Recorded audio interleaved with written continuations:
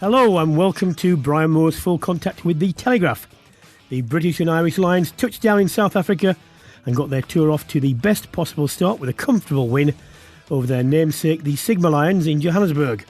The Welsh winger Josh Adams stole the headlines by scoring 4 tries, but there were a number of standout performances for Warren Gatland's side in what was a much-changed 15 from the one that defeated Japan at Murrayfield. Elsewhere, the Springboks finally returned to action for the first time since beating England in the 2019 World Cup final. They defeated Georgia in an empty Loftus Versfeld, thanks in part to their debutant winger Aphelele Fassi, who was the star performer on the night. We were chatting to the former Springbok Thinus Delport about Fassi, the Springboks and the current state of play in South Africa in a week after the country was placed into a stage 4 lockdown. Away from the Lions tour, there were a number of home nations and there were players looking to impress during the first round of summer internationals. At Twickenham, all eyes were on Harlequins fly half Marcus Smith, who impressed on his England debut. But meanwhile in Dublin, a very strong Irish side saw off Japan, but it was a close battle. As ever, we'll be answering all your questions, including the latest on the Lions tour and the plans to increase the number of teams in the Gallagher Premiership. Delighted to say alongside me once again is the former London Irish winger who was in Dublin and Twickenham. It's Topsy Ojo. Hello, Topsy. Hey, Brian. How you doing? Look, Lions at 56, Sigma Lions 14.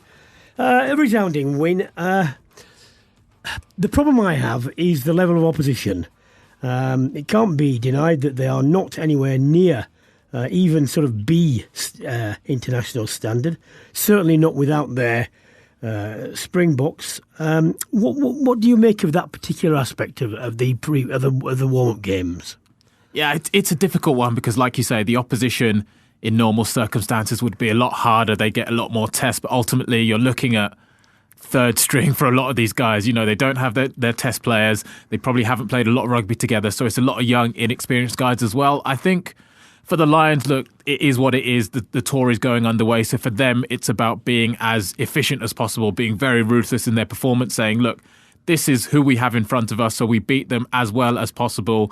We fine-tune where we can. We use the experience and get everybody tuned, knowing that come the first test, it's going to be a completely different proposition. But ultimately, this is the preparation we've got. We beat who's in front of us, and we just control the things we can. As a former winger yourself, Josh Adams. Look, to me, Louis Rees-Zammit burst onto the scene, got lots of plaudits. There are lots of other star wingers. Adams seems to have sort of just gone quietly along doing his business without being heralded as the phenomenal try scorer that he is. Top scorer in several competitions, 4 tries again. And not only that, I was impressed with his work rate, his tenacity under the high, chasing the high ball, which is a big feature of Test rugby. I think, to me, he's a nailed-on starter for a Test berth. I think he's definitely the front runner, no doubt about that. I think, he's had the head start in terms of he's played the first 2 games and he's doing what he's been asked. He's finishing, but also, as you mentioned, he's showing the other aspects of his game that you'll want to see and that you expect. Come that first test, there's going to be a lot of kick chase, a lot of contest in the air, and as a back 3 in particular, you're going to get tested. Faf will be putting those box kicks up. Andre Pollard, or whoever starts at 10, will be doing the same. So your back 3 really need to be all action. Well, that's I was going to come on to that. That's convenient. Stuart Hogg, assuming he will take the 15 berth, who would you have on the other wing? So this is interesting. Pre-tour, I had my back 3 was Stuart Hogg, Anthony Watson and Liam Williams.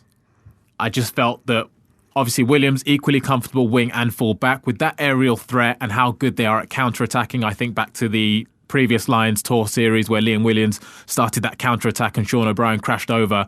Having that threat in the backfield would be ideal for South Africa. But of course, Josh Adams is right in the mix now. He is saying, look, I should be the Test starter. So it'll be interesting to see going forwards over the next few weeks more of the other wingers, who puts their hand up and says, actually, I can finish as well as Josh Adams is.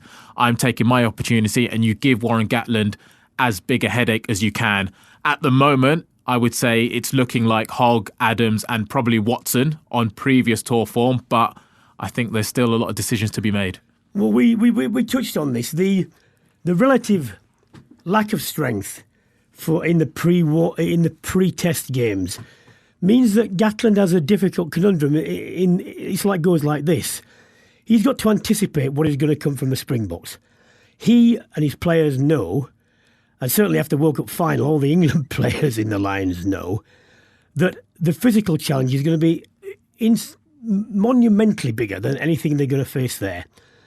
Any of the provincial sides might put them under pressure for 5-10 minutes, but they can't do it for much longer.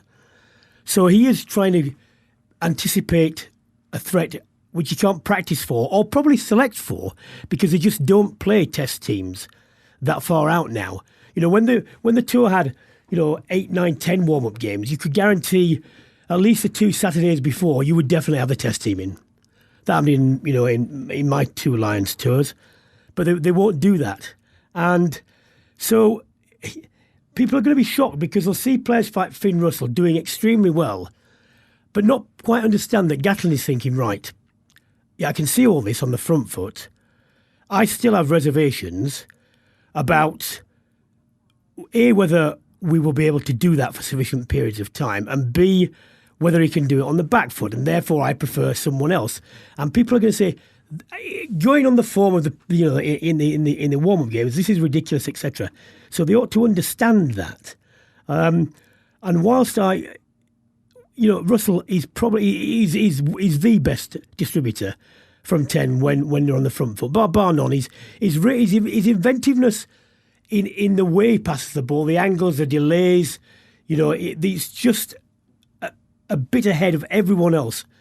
But I think Gatland will still have his doubts, as a starter in a first test. Yeah, it's an interesting one, isn't it? I think Finn Russell probably has the most work to do to force his way into starting that first test. I think Dan Biggar at the moment is probably first choice. It's whether or not Owen Farrell comes into that conversation as well, if he's not thinking about him as inside centre. But like I say, we know that Finn Russell is a bit different than the other 10s, a bit more expansive. He will look to create a bit more on the gain line, short kicking game as well. At the moment, Gatland's probably thinking, I need to go with my gut. I need to go with the style of play that I know will beat South Africa on previous.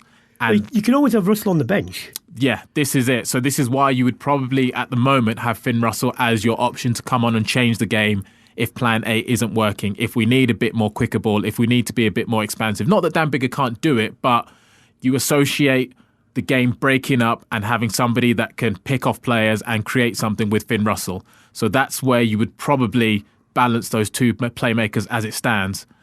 But again, you just don't know. I mean, he might go into that first test thinking, look, I need to throw something different at them. I need to get stuck in there early. I need to show them different pictures, different faces, and to really test them, throw them off their guard, because they're probably expecting Biggar or a Farrell, something a bit more conservative, a bit more kick chase game, something a bit more pragmatic. So actually, the argument as the weeks get closer and closer to that first test might be that, okay, we're going to shock them, we're going to surprise them, injuries, form, etc. may dictate that Finn Russell gets the nod, but at the moment, he does have more work to do to get into that test team. Yeah, he may do that. I just wonder.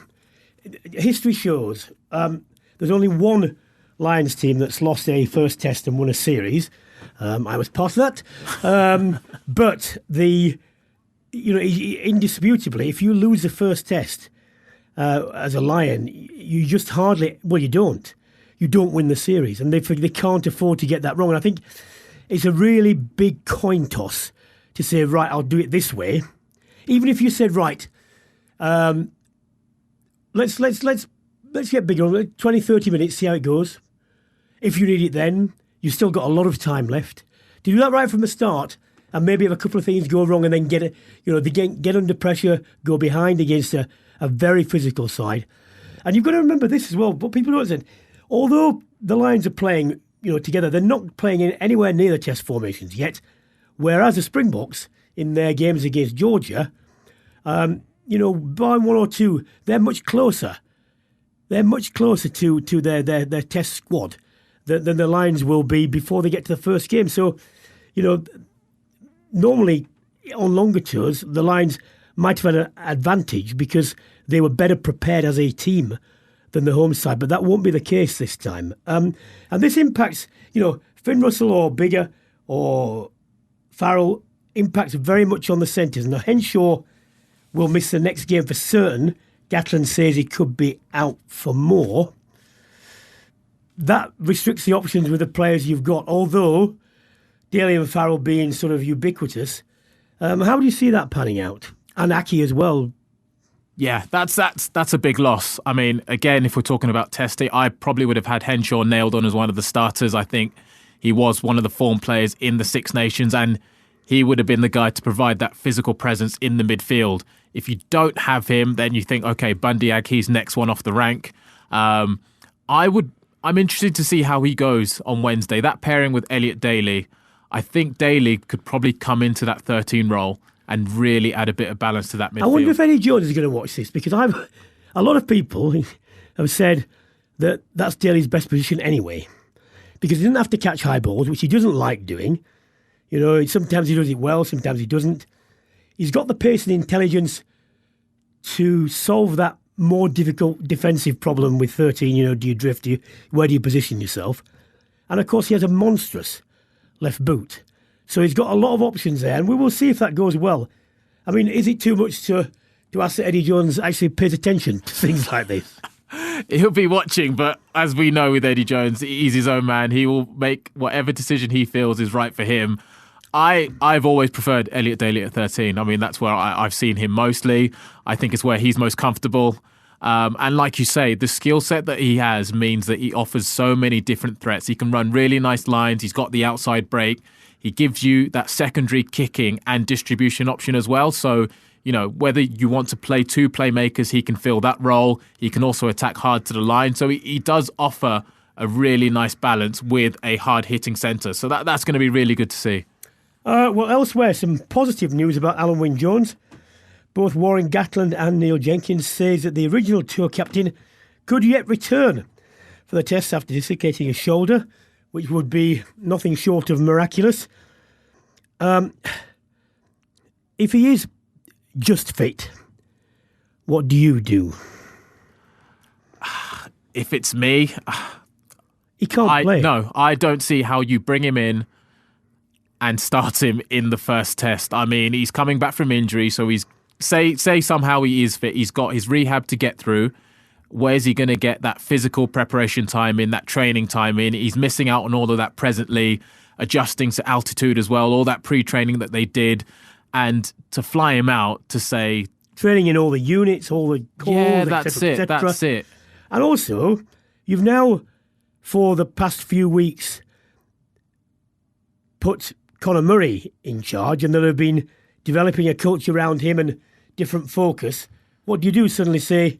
Right, don't listen to him, listen to him. Yeah, that's it's a confusion. It's a confusion. It is. And to think that, say, if they're thinking about that, you're basically saying to the second rows, guys, one of you's not playing. Yeah. Like, regardless of what you do in the next 3 weeks, Alan Wynne is coming in to start. I mean, you can't do it. You can't. And, I mean, I would be amazed even just to see him out there fit because, you know, if he has dislocated his shoulder, for there not to be any longer damage, surgery or not, a 3-week recovery, that is miraculous. So, I mean, time will tell, but I would be very surprised if it happens.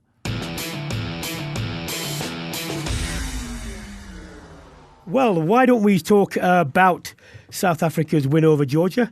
Delighted to say we can welcome a regular contributor back to the podcast. Thinus Delport, the former Springbok, is with us. Goeienaand, meneer Delport. Goeiedag, Brian. Hoe gaan het? Yeah, that's enough. Right, 40 points to 9. First game in over 600 days.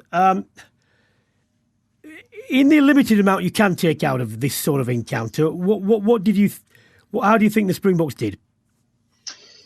Rusty to start with. I think the pace of the game certainly needs getting used to. Fair play to Georgia. They're not a tier 1 nation, but they certainly brought the physicality to the match. Every contact, the guys threw their bodies in, and you could see it was a bit of an adjustment by the Springboks just to get used to the physicality and really to the pace of the game. Although the guys have played a lot of the guys have played in Europe and elsewhere around the world, it is a real step up from a normal European Championship to Test match rugby, and you could see it took a bit of time for them to get used to that intensity, and also the combinations. Looking at the selection of the squad, it wasn't the first choice, but a lot of these guys will be first choice players, once the Test matches come along. But yeah, it was a bit rusty. Great to see that they were able to turn it around after a slow start and finish on a strong positive note. Thinus, Topsy here. Just obviously a lot of fans over here, we're very familiar. You talk about starters with Cheslin Colby and how he's been playing, but you had another winger emerge. So what can you tell us about Aphelele Fassi? Yeah, young Aphelele Fassi has been a bit of a revelation in the domestic season. He's played most of his rugby at the Sharks, and also at fullback, so it really gives him that versatility in the back three on fullback and on the wing. He's a tall, rangy runner, and he's really good under the skill. So it's great to see him play. As I mentioned, he's played in the domestic competitions, the domestic Super Rugby, the Currie Cup, and then in the Rainbow Cup that was recently held in South Africa. So, no, very exciting young player, and great to see his performances on the domestic level being rewarded with the starting berth in the Springboks. Surprised, look, they opted against the 6-2 split. Now, this was a thing actually called a bomb squad during the World Cup. Do you think that hints at a change from the physical nature of the confrontation which South Africa traditionally bring, or are we just being fooled here? No, both Rassie and Jacques, are real thinkers about the game. They look to innovate and always try and think outside the box. We saw Rassie being disguised as a water carrier on Saturday with all the masks and everything else. So they're known to think outside the box and bring different bits to the game.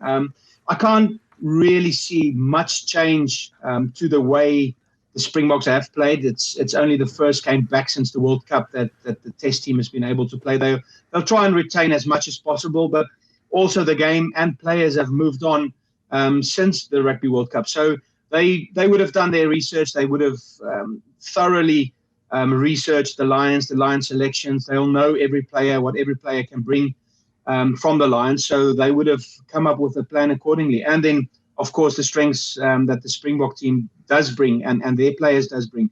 There has been some critical injuries or crucial injuries for the Springboks. You think about Dwayne Vermeulen. He's in very influential and aggressive role that he plays, impactful role that he plays in the Springbok setup. His injury would be a concern.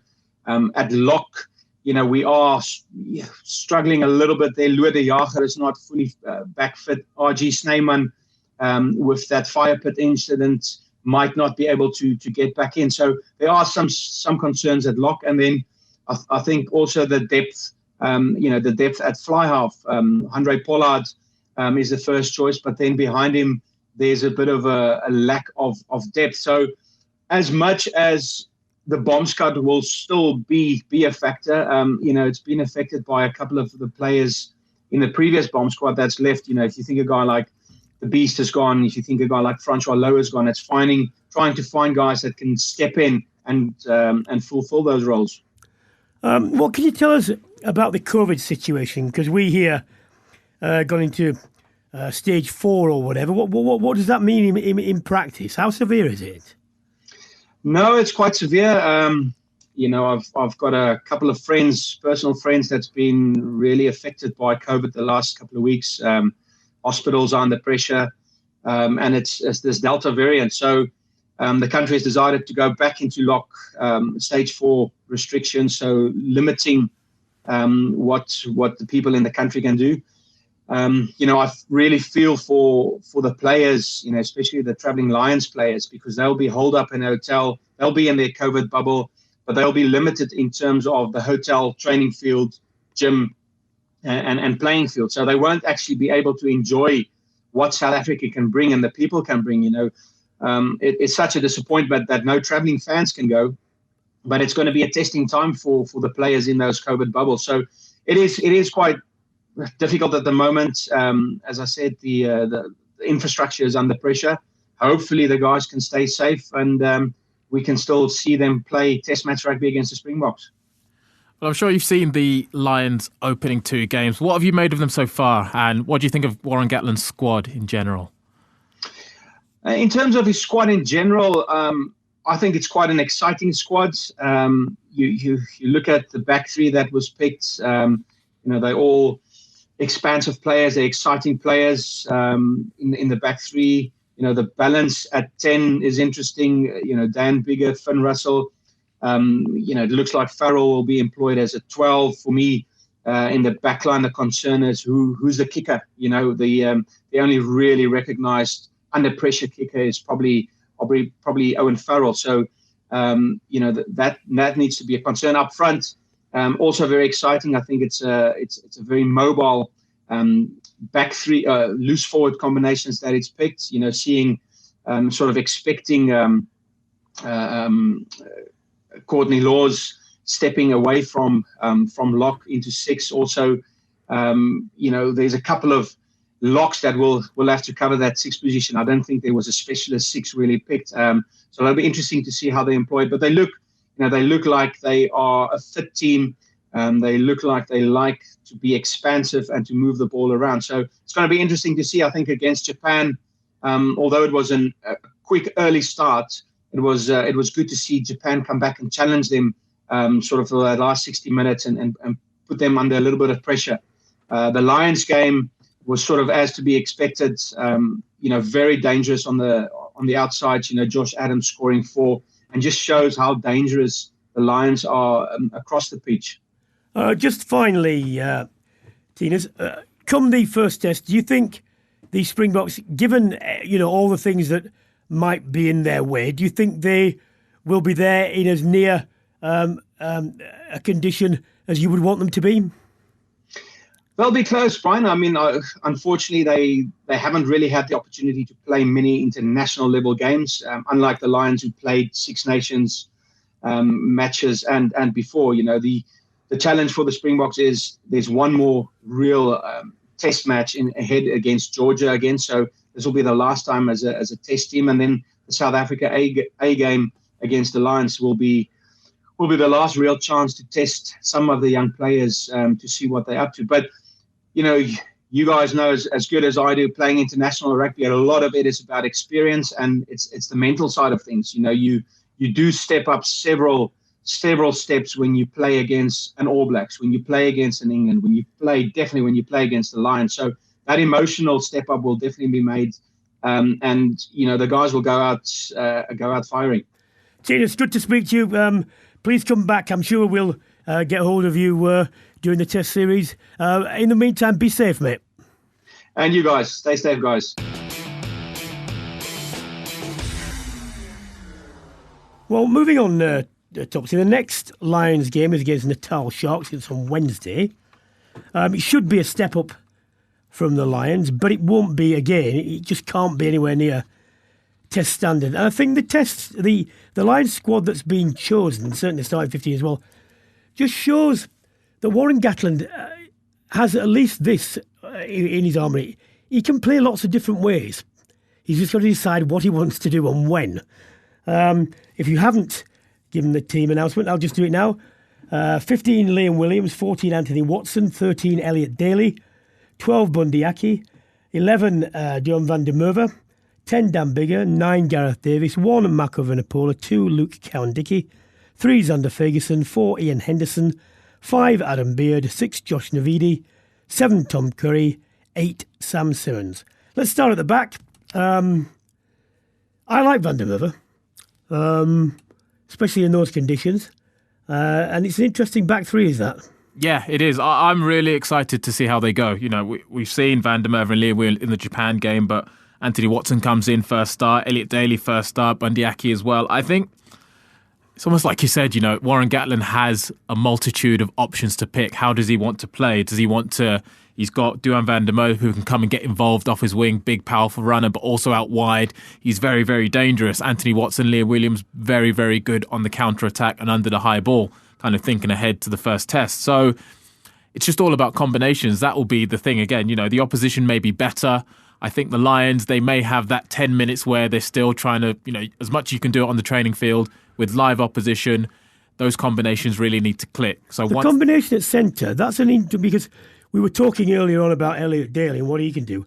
And Bundy Aki gives you that sort of punch allied to that. And normally, when you're looking for centres and you're looking for a point of difference to make the contrast and the sum of the parts, aggregate better, that could be very potent. I think so. I think, if Robbie Henshaw isn't fit, I could see that being a test centre partnership, just on the basis of, regardless of who you have at 10, you've got options. You can play short to Aki if you need somebody to be that battering ram and go direct. And actually, Daly can use that to his advantage. He's got that outside arc. He can use Aki as almost a foil to suck in some defenders and create that half gap that he needs to make space for any back three outside him. So that balance is going to be really key. If those two go well, I think, again, you're talking about a pairing that put their hands up to say, we're good enough together to start in the first test. It's a lighter, this is all relative, obviously, slightly faster pack. Ian Henderson being captain, normally you don't want to be captain midweek side because it signals that you might keep the job. And he would certainly be looking to be a test starter. The back row, I've always rated Navidi. Not just because he's a dog, but he's a good runner. He's a good... all of them, Navidi, Curry and Simmons, are great ball carriers. Not in the Billy Vunipola, Vermeulen bull people over sense, but they beat people. And that's all you need for runners. Yeah, that's carriers. That's it. And we say smaller, more mobile, but actually these guys are powerful and they can punch and they can carry, and they probably, they offer a bit more ground speed. So they do give you that multiple threat. And I think it's going to be very interesting to see how especially Navidi and Curry, because we know that they're going to be on the ball poaching the whole game. So again, tactically, you're thinking, right, do I want to win the game in the air or do I want to win it on the ground? Do I need to change tactics? And who out of these guys gives you the best of that? So again, 7 is going to be very hotly contested. Navidi and Curry could equally... Well, 6 is a crucial selection. He's got to make this choice. Does he pick a second row like Laws? Even Itoji, I think Itoji... For me, Itoji's second row, he should play there because he's just better. Does he do that, or does he go for Navidi or something like that? That'll be a big, big talking point. And I think it could be very influential against, a powerful South African back row. Simmons, the more you see of Simmons and the way that he's allowed to play at Exeter, and certainly in the cup final it was the same, even though he was on the losing side, he just wandered. He's allowed to wander around and pick his attacks, isn't he? Yeah. Because when he gets there, if he gets the right opportunity, he's very, very potent. I just wonder whether he'll be asked to play a different role, because that will go away from his strengths, I think. He might be a bit, but then I think if you're looking at getting the best out of him, you'll be saying to him, look, go and operate in the spaces where you can go and do as much damage as you can. We know you're quicker. You're quicker than most number 8. He's quicker than most backs. But find those spaces where you can pick off guys one-on-one, but also we are going to need you, because it's South Africa, to do that dirty work as well, to punch in close quarters, to get involved. But your strength is your speed, your power, and your explosiveness. And that's what we need to see as well, because that is going to be a point of difference. We need that physical aspect, but we also need you to be able to say, South Africa, I can beat you in many of different ways, and I'm going to show that in this game. So a lot of people will be very excited to see him perform, because we've seen how potent he's been in the Gallagher Premiership. It's not all pick and go tries from him. We know that he's got a really, really good highlights reel. So it's now, can he do it? He's not played Test rugby in a while, but can he now do it in a line shirt on this big stage? Well, if you look back at recent and, in fact, ancient rugby history, the only side that's regularly beaten the Springboks are the Kiwis. And they have never done it by overpowering them, because they've never had the physical makeup. They've been able to be cute and get enough ball and be good enough in defence. And then the point of difference has come in by rugby intelligence, or by, skill sets, or by, sheer pace. So, South Africa have won 3 World Cups. They've never conceded a try in a final. They've never been beaten physically in any of those confrontations. And we saw in the last World Cup what they can do when they get on top. So I can't, for the life of me, see the sense in trying to face that head on and overcome it? Because A, I don't think we've got the players, and B, we're just not. That isn't our game. We're not used to doing that. That's exactly it. You get drawn into playing the game that they want. Yes, exactly. They want that physical confrontation. They want you to get annoyed and riled and think, right, game plan out the window. We're coming for you. You think you're more manly than us, bigger than us. We're going to take you on. And that detracts from tactically how you can actually exploit them and beat them. Of course, you need to take them on. But if you solely go in thinking arm wrestle, we're going to win that way, you're losing a trick. So I'd like to think that the Lions are very aware of their strengths are being able to play multidimensional, being able to take them on, make them think that it's all going to be direct, and then play to the space quickly and use the multitude of talent that they have.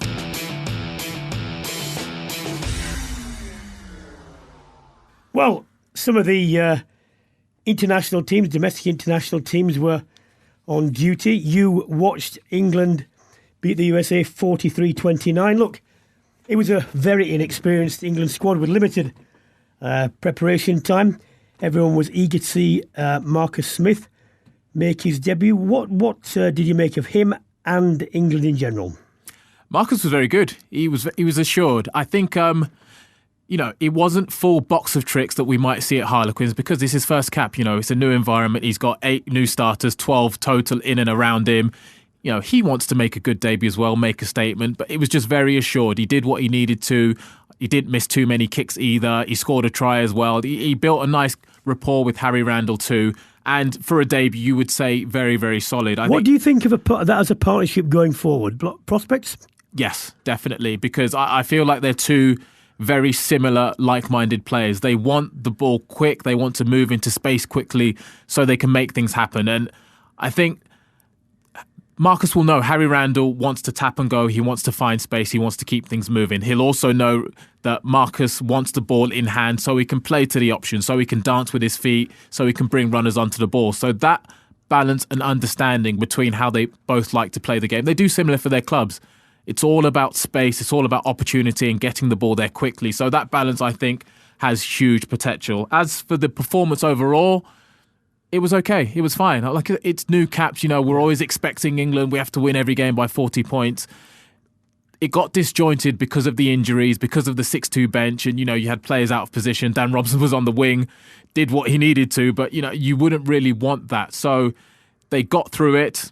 A few scares in the second half, which will be great for them because they'll learn that at any point in international rugby, if they fall off mentally and physically, the opposition will come back at them, which USA did. But it's a great experience, and we look forward to more next week. I thought the USA acquitted themselves, reasonably well. There are lots of problems with rugby in the USA, just logistical and money problems because of the vast scale of the country. If they get it right, who knows where they could go. But people are saying, well, there were lots of things to look at in the backs, very little in the forwards. Well, it's like this. Once you dig down to a certain age level and a certain level of first-team experience, you're not going to get physically dominant players because they're not fully developed, nowhere near. And you can cope with 1 or 2 of them in a pack. When you get, 5 or 6, which you had, it's very difficult. So I think they did, as I say, about as much as they sort of could.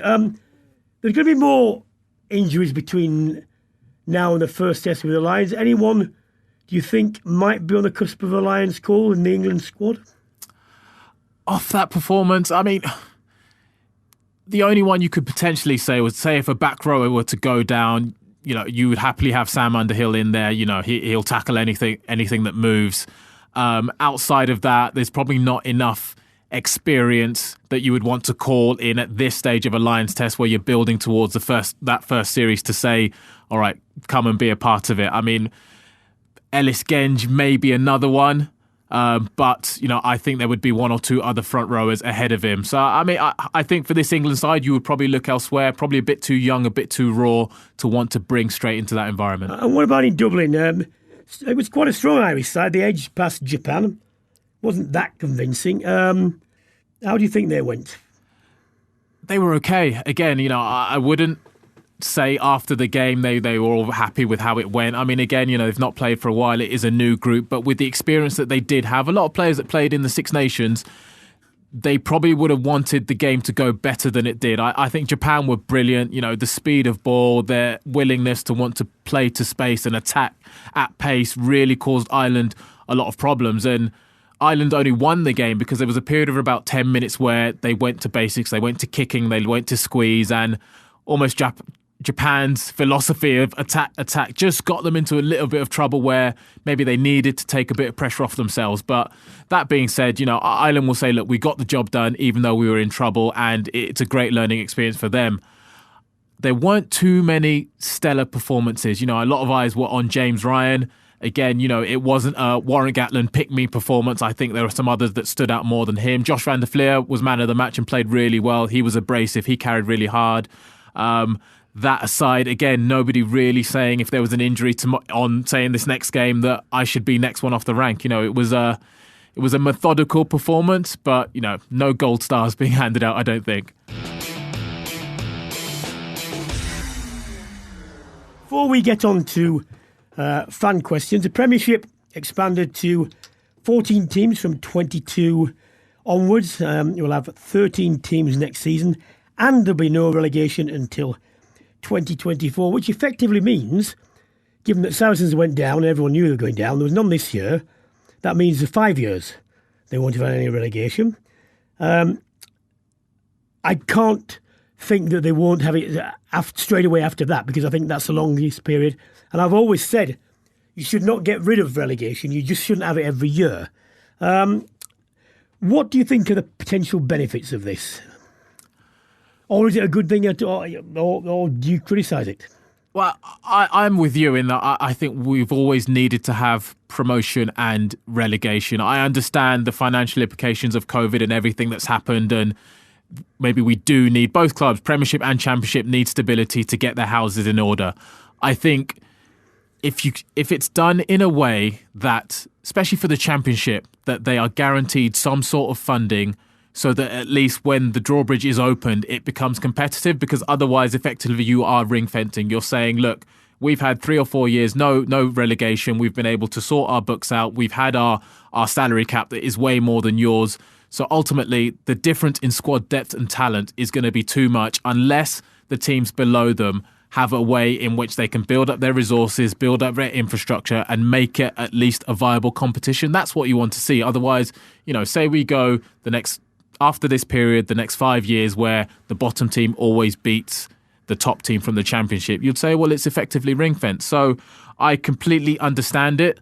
I just hope that it is a level playing field once we come out of this, because the Championship is a brilliant league, having played in it, having been up and down the country. And you talk to the Saracens guys that have just come out of it, they appreciate it more and understand what a big part it plays, not just in the development of Premiership players, but of international players as well, guys that have applied their trade in it and come out better for it. So it can't get left behind. As much as we need to stabilise things, that up and down needs to be there. It has to stay. Wise words, which unusually I have nothing more to add to. Questions now. Tintin Film Night. I'm sure that's a strange name. Anyway, will George Ford, Owen Farrell and Marcus Smith ever be able to play together? Can you imagine that? I can't imagine that scenario because I can't understand what it brings. All three at the same time? No. 2 out of the 3, yes. I think, you know, you can't have all 3 of them on the pitch at the same time. It doesn't work. I think Ford and Farrell have built a good partnership. I think Smith and Farrell could build a good partnership as well, because I think what England like is to have that second pair of eyes to take the pressure off the 10. So, yeah, pick 2 out of the 3, not all 3. One from Matthew. Has Eddie Jones been found out tactically? His current directives are to the detriment of exciting players like Marcus Smith. Should we ditch him now pre-World Cup for Scott Robertson? Well, they're not going to ditch him. No. That's the short answer to that. But if they could, would you? No, I wouldn't. I mean, you know, he's not going anywhere. I think that without him admitting it, he'll understand that, you know, he needs to continually evolve how he wants his England side to play the game. And also, when he brings players in like Marcus Smith, they need to be allowed to play the game where they shine the most. You know, it can't be too prescriptive. you probably need a framework so that the players have a reference point of where they need to be at certain times. But other than that, for me, it's about space.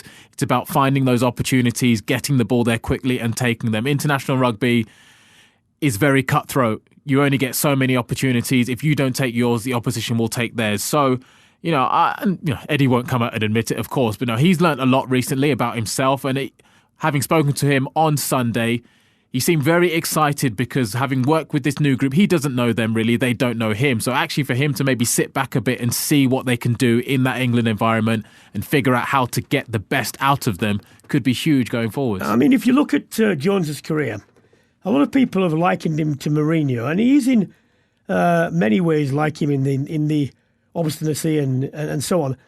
But he has shown, albeit that it's taken longer than some people would like, that he is receptive to change.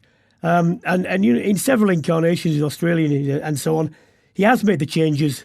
Some people would say too late, but he has shown, unlike Mourinho, who seemed to be unwilling, to depart from where he was even 10 years ago. There is that there. You just hope that you just hope that that open-mindedness. I think one of the problems is because he's so driven, and he pulls people along with him. To do that, you've got to have faith in what you're doing.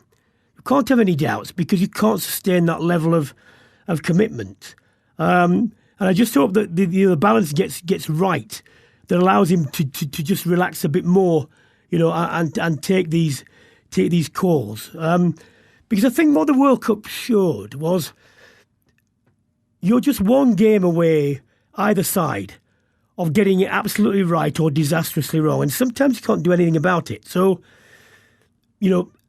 however much you will yourself into this position, that will only take you so far. And sometimes you do need to just pull back off and let other people help. Yeah, and I think this is probably the period to do that. He'll probably look back and say, this point 4 years ago, they went to Argentina. He was almost able to relax a bit and experiment, try a few new things with the view to now, okay, come autumn, this is the plan that's going to take us through for the next 2 years through to the World Cup. And say we were a game away from winning the ultimate prize. So, he has previous of being able to change things around, being able to cull the squad where need be, being able to adapt and to set course on a new path towards hopefully things being better for this England team. So I guess we'll see how they go against Canada, see what the squad looks like come the autumn, and that will be the true test. When they're back at Twickenham in the autumn, in these big games with his first choice selections, what do England look like then? How are they playing? Where have they improved? And are we looking to kick on and say, right, okay, going to 2023, we are in a really good place? Because for me, say for example, the potential Randall-Smith partnership, it makes no sense anymore to have two older scrum halves. Even if you want one that's got a lot of experience, the other one must not be more of the same. There's just no point. No, definitely. You have to. You're thinking change the game. You're not thinking come on and do the same thing. Yeah. You need game breakers. Someone that's either gonna A, open it up because you're chasing, or B, shut it down because you're in a lead and you just want to say we'll take this thing out. And the same at fly half. We know what Ford and Farrell can do. We know what Farrell and someone else can do. Let's have a look at what Smith or someone else can do, because otherwise you won't know. No, and this is the time. This is the time. Yes. One from Serenity Seeker, the last one. Who played themselves into the starting 15 for the first test in South Africa? Well, this is always very difficult, and I come back to a point I made very early on. What you are seeing in these games and people impressing, Warren Gatland will be taking note of this, but he will also know that this is not what he's going to face in the test match. No, I mean, I can't get this strongly over. Nowhere near what they are going to face in intensity, pace, reaction times, and so on. And the aggregate, just small increases in all those things. And actually, there'll be large increases between these pre-test games and the test games. That makes a lot of difference. So it's very difficult to answer this question. But the one for me is Josh Adams.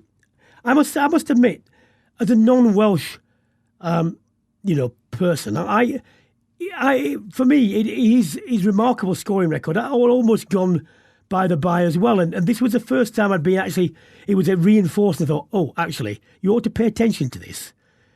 Because this is quite an important thing, isn't it, for wingers, scoring tries? Absolutely. What are you supposed to do? Wow. Your first job. Yeah, it's number one on and the who job does it sheet. better? Who's doing it score better? tries, and you look at who's doing it better at the moment. Even in the Six Nations, he missed the opening 2 games, came in, scored against England, and he has been so consistent for Wales over this last while that Warren Gatland will have no issue. Like, he knew what Josh could do already, but I think maybe we've all now saying, hang on, this guy is the real deal. Maybe he hasn't had the plaudits that some others get, but I think, for us that have watched him, for a winger, I look at this a lot, tries is one, but also the work rate off the ball to get yourself involved. If you're not getting the ball on the wing, you don't statch there catching a cold, you go and you get involved, and then that work in the air, whether it's chasing those kicks or receiving those kicks as well. And at the moment, Josh Adams is doing it all. So, yeah, he's put his hand up, no doubt about that. Well, when we come back in the successive podcasts, there'll be no doubt the same question each time: who's played themselves into the starting 15, and the answer will be the same. There'll be this or that, but just remember, 2 very different beasts. That's all we have time for this week on Brian Moore's Full Contact with the Telegraph. Huge thank you to my co-host Topsy Ojo and to my guest Thinus Delport. If you've enjoyed this episode, why not subscribe or register and check out some of our previous episodes? It's free, and these include our miniseries Brian's Lions, where I've looked back on previous Lions tours with those who have experienced firsthand. And even though I would say this myself, they are good, because people like Ian McGeechan, just a font of knowledge and a pleasure to listen to at any point. I'll be back next week for all the latest on the Lions tours and beyond, but until then, goodbye.